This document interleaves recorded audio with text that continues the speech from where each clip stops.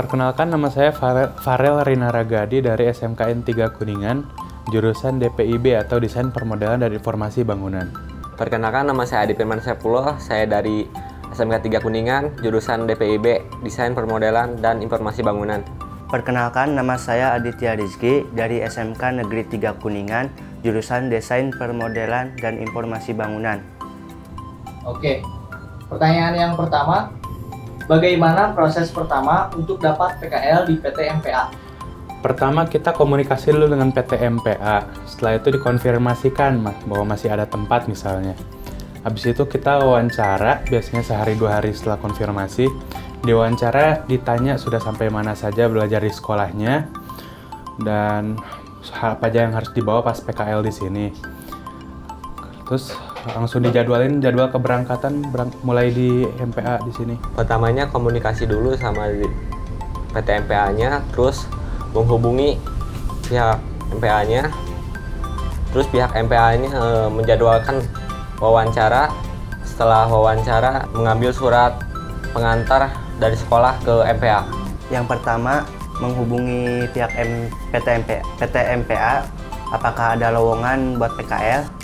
Yang kedua, menunggu konfirmasi dari pihak PT MPA. Yang ketiga, menjadwalkan wawancara dengan pihak PT MPA. Yang keempat, meminta surat pengantar dari sekolah.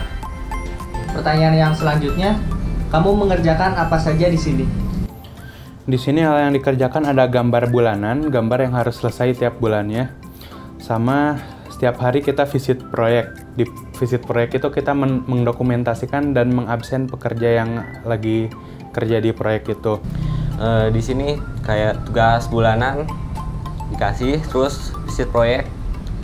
Tugas harian itu mengerjakan dokumentasi proyek. Yang kedua, tugas bulanan seperti menggambar denah rencana dan sebagainya. Dan tugas-tugas tambahan seperti bersih-bersih. Pertanyaan yang selanjutnya, fasilitas apa saja yang kamu dapatkan di PT MPA? Fasilitas yang didapatkan di MPA disediakan kendaraan oleh kantor, disediakan makanan juga, makan siang dan bahan-bahan makanan juga disediakan. Kita diberi uang saku dari kantor dan diberi tempat tinggal buat di sini karena kita dari jauh. Kendaraan, terus tempat tinggal, uang saku, sama makan. Karena saya dari jauh, dikasih tempat tinggal, kendaraan, uang saku, dan makan. Pertanyaan yang selanjutnya, apa pengalaman yang nggak bisa dilupain waktu PKL di PT MPA? Kan kita anak SMK, jurusan saya anak SMK tuh jarang ke lapangan.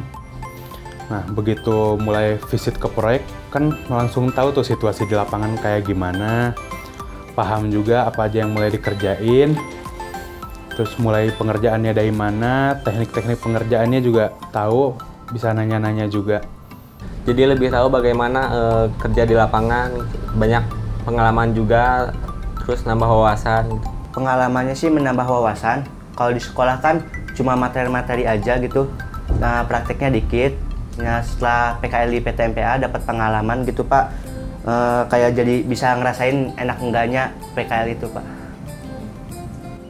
Pertanyaan yang selanjutnya, menurut kamu PT MPA tuh gimana sih? Menurut saya PT MPA pastinya bagus sih. Bagus juga buat yang PKL di sini, pengetahuannya dapat banyak juga, pengalamannya juga dapat banyak, dan pegawai-pegawainya juga enak diajak ngomong lah kira-kira. Kesannya baik untuk anak PKL, terus kebutuhannya terpenuhi, rekomen banget. PT MPA itu bagus bagi anak PKL gitu, Pak, bagi pribadi, dan banyak juga dapat pengalaman, banyak pelajaran dari PT MPA itu, Pak. Pertanyaan yang terakhir, kesan-kesan selama PKL di PT MPA. Kesan-kesan saya selama PKL di MPA yang pasti kesannya sih bagus juga sih. Kebutuhannya di sini nggak kurang, kita nggak kurang ya di sini, masih bisa keliling-keliling juga walaupun tugas tetap harus selesai sih.